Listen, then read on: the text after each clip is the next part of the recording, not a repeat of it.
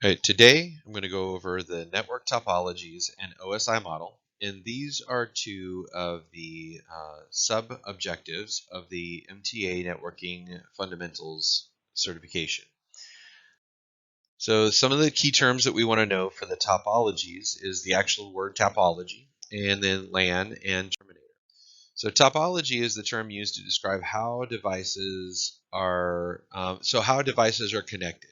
So we can have physical topologies, which is how the devices are actually physically connected to one another and the wires. And then we can have a logical topology, which is actually the way the messages are sent through the network.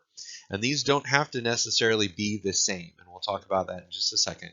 And we also have LAN. This is a local area network. This is going to be pretty much any grouping of computers that are connected to one another. We typically use this to describe a like our network. So this is a small network. This isn't going to. We're not talking about the metropolitan area. We're not talking about the internet. This is typically going to denote our private network that we're responsible for. And then a terminator. This is a connector on the end of each line of a bus trunk that absorbs the signal and prevents it from repeating back. As I said before, we have physical and logical topologies. Some of our logical topologies, so this first one, this is a bus topology, and this is where we're going to see computers connected on a central trunk line. And remember, the trunk line is going to then have terminators at the end of at each end of the cable to stop the signals from bouncing back.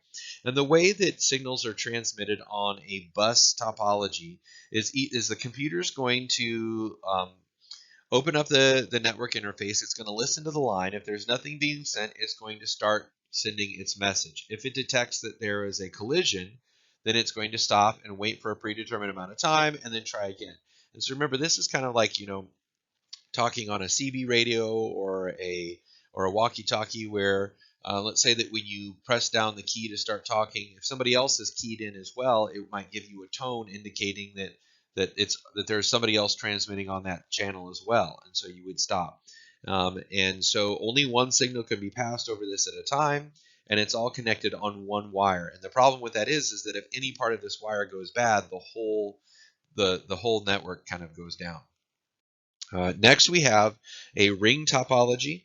And so what we see with this ring topology is that we could also call this a token ring topology. And the reason we do that is because each device on this network is going to take a turn. So it's kind of like we're passing a token from one computer to the next. And the way messages are actually sent is there's a connection from one computer to the next. So like A to D, D to C, C to B, B to A. And the messages are just going to move around the network in one direction.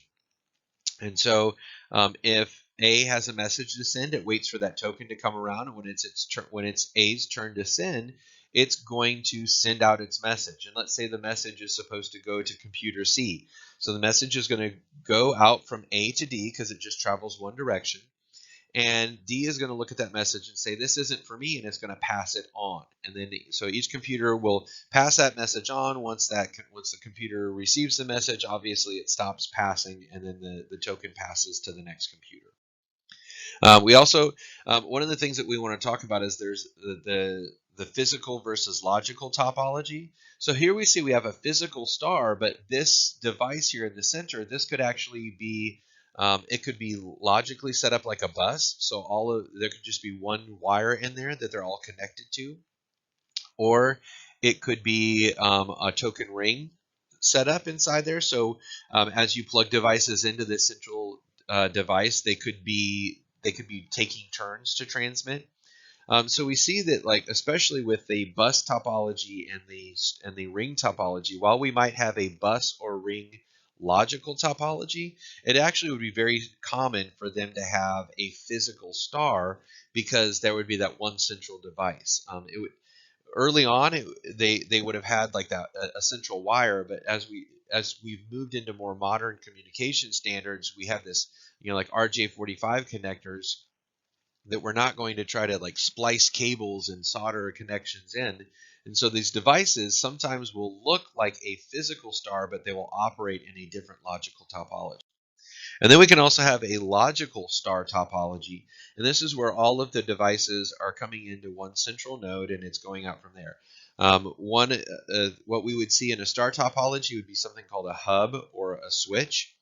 And the way that signals are transmitted through a hub is, so let's say that computer A is sending something to computer C. It's going to send it into the hub. The hub is just going to broadcast that signal back out to every device that's connected to the hub. And so we can see it's not that big of a deal to begin with. If you just got a few computers, the interaction goes fairly quickly. But if you have a lot of computers and they're all waiting to talk, it becomes very difficult. There's a lot of traffic on that network. And so then what we can do is we can upgrade to a switch. And with a switch, it starts out operating very much like a hub because it doesn't know any of the other devices. So as a message comes in, it just simply broadcasts it out to all of the other computers. But what it does is, as it starts when it receives messages in, each of those messages is going to have the IP address and the MAC address encoded as part of the message. And so the switch is going to start to take a look at those and say, okay, computer A is this IP address and this MAC address. Computer B is this IP address. And so as it starts to build what we call an ARP table, it's actually going to then, so once it knows all of the computers, so then if computer A sends a message to computer C, it's just going to send that message directly to C and not broadcast it out to every other computer on the network. Also, we have mesh topology. So a mesh topology is where we have interconnectedness, and so we use this for what we call fault tolerance and redundancy. And what we mean by that is that if any computer or node or wire in this network were to go down, we can still all the other computers can still talk to each other because we have multiple paths. We can have a full mesh topology and that's where every device is connected to every other device directly, or we can have a partial mesh topology, and that's where there are enough interconnections in the network that the loss of any one wire or one node doesn't cripple the network. We don't typically see this in local area networks, and the reason is, so in this setup that we see here, each computer would have to have 3 network interface cards. And that's not a big deal on a 4-computer network, but let's say that we have 100 computers. And so the mathematical computation we use for that is n minus 1. So if there's 100 computers, each computer would have to have 99 network interface cards for it to be able to communicate with the rest. And as we can see, that would become very very problematic because computer trying to have 99 network cards would be difficult. But we do see this a lot in wide area networks like the internet, also metropolitan. And the reason is because of that fault tolerance, so that if one part of that goes down, the whole network does not go down. We also see mesh networks a lot in wireless. We don't see this as much anymore, but it used to be that we would see a lot of ad hoc wireless networks in homes, and the reason is that maybe you had 3 laptops, but you didn't have a wireless access point or a wireless router. Those computers could actually set up wireless connections to each other device, and then they would connect that way. We actually don't see this a lot as much anymore, and the main reason just being is that most homes have wireless routers, or most businesses and public buildings have wireless access points. So there's not a need to set up that ad hoc wireless mesh network anymore. The next thing that I want to talk about is our OSI model, so the Open Systems Interconnection Model. And really what that is it's just a reference model for how applications communicate and transmit information over a network. And so we're going to see there's different layers, and these layers just kind of help us understand what happens at each process of taking information from the sender, encoding it, sending it over to the receiver, and it being decoded back into application information. And so we see here that from the sender, we're going to go from layer 7 down to 1. So application, presentation, session, transport, network, data link, physical. And then it's actually going to go out to the other device and then go back up through the stack: physical, data, network, transport, session, presentation, application. Um, as I've said before, you really want to memorize these layers and the order that they're in. And the reason is just because it makes a lot of other things help. It helps make sense of a lot of other things when you understand the layers and what's happening there. So one of the mnemonics that we can use is going from layer 1 or the bottom to the top. Please do not throw sausage pizza away. So physical, data, network, transport, session, presentation, application. You can also go from 7 down to 1, or the top to the bottom. All people seem to need data processing. And you can probably find 50, 100, who knows how many mnemonics out there for this. And it's some places suggest that you have a mnemonic for both directions. I think that if you could just memorize it in one direction, you'd be able to take that information and reverse it if you needed it. But you do want to make sure that you have that memorized. Another thing that I want you to know is if we look over at the left-hand side of this table here, we see that the top 3 layers, the information is still in data. And what we mean by that is it's whatever, so it's a Word document, or it's a video, or it's a picture. The file is whatever it is that was created by the application, and we haven't broken it up or packaged it in any way. And so we see that the application layer, this is actually where the network process connects with the application. So the application layer isn't your Word or your browser, but this is where it actually is going to connect with that. Then we see presentation. This is where we see encryption and data representation. And then once we get down to the transport layer, we see we're going to start breaking this data up into segments. And then we're going to go down to packets, frames, and then bits. And you remember bits is like the 0 or 1. And that's actually like if we're sending it over a copper cable, it's going to be electricity on the cable or not. If it's a fiber optic cable, it's light in the cable or not. If it's a wireless signal, it's a radio signal being broadcast or not. And so I want you to know that on the left-hand side, but then also on the right, we see, so again, like the application layer, this is where that application is actually going to contact or connect with the network process. The presentation layer, this is where we're going to decide on encryption and compression and the syntax that we're going to use. The session layer, this is where, remember I talked about, like, this is kind of like choosing to answer a phone call, continue the phone call, and then hanging up when you're done. And then the transport layer, this is where we're going to make sure that this is where that end-to-end reliability comes into play. So like if we're using TCP or UDP, we're making the decision, are we going to worry about making sure every packet gets there, or are we not? And then the network layer, this is where we are looking at actually how we're moving it around in the network or in between other networks. And this is where we see things like IP addresses. Layer 2, the orange one, this is where the data or data link layer. This is where we're actually looking at the physical addressing. So remember the MAC address, that's a unique identifier for each network interface card. And that, so basically it's now identifying a physical device. And then when we get down to the physical layer, this is where we're actually talking about the wires, the cables, the whatever it is that we're actually using to transmit the information from one device to the other. So again, if we look at this, so some of the things that we would see at the application layer are HTTP, FTP. So a lot of these protocols are going to sit on that application layer. The presentation layer, again, this is where we're going to have encryption, compression, the secure socket layer. Session, this is where we're going to see something called a session ID. So this is where we actually are identifying that connection that we made.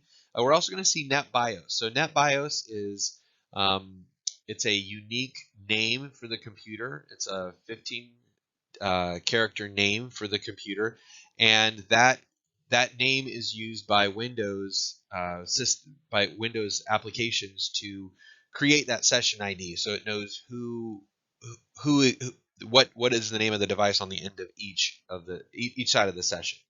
And then the transport layer. Again, this is where we have it's now being segmented, and we have TCP or UDP. The network layer, this is where we get packets. And again, anytime you see anything that has to do with routing or IP addresses, this is layer 3. Anytime we see anything that has to do with MAC addresses or frames, this is layer 2 or data. And then when we start seeing things like Cat6, RJ45, Ethernet, 802.11, that's where we're going to see that physical layer.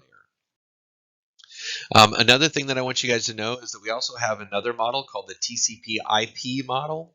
And what this is it's very similar to the OSI model, except for it breaks down the protocols into just 4 layers. And so I want to take a look at those real quick. So we see that like the top 3 layers of the OSI model, the application, presentation, and session, those correspond with just the top layer of the TCP/IP model, which is application.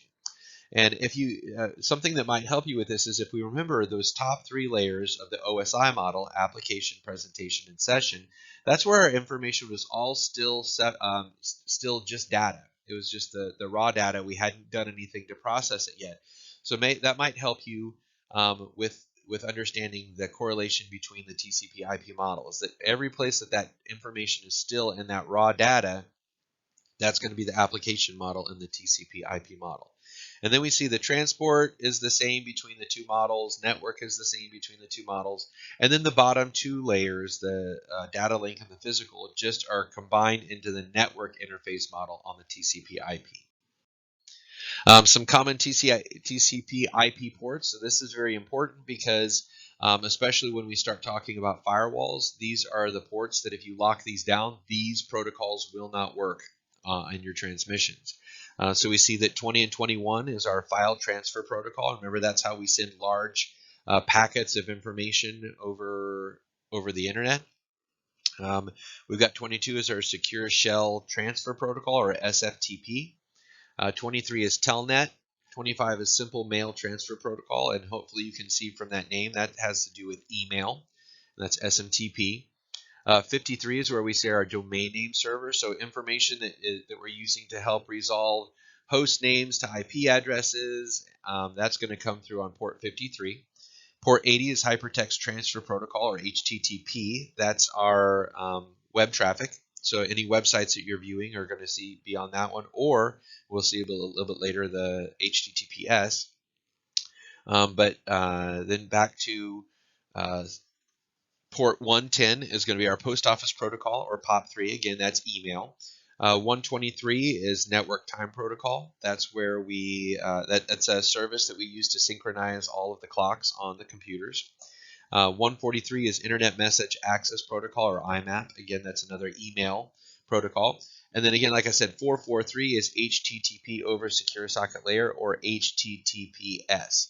And so it would definitely be to your best advantage to have these ports where you can remember that these are the ports, because that way if somebody asks you, like if you're doing a question and it says, you lock down all the ports and now you can't get web traffic through. Well, that's going to be your port 80 and port 443. Or it says that you can't get email. Well, that's going to be probably 25, 110, and 143. So again, that is our network topologies and OSI model.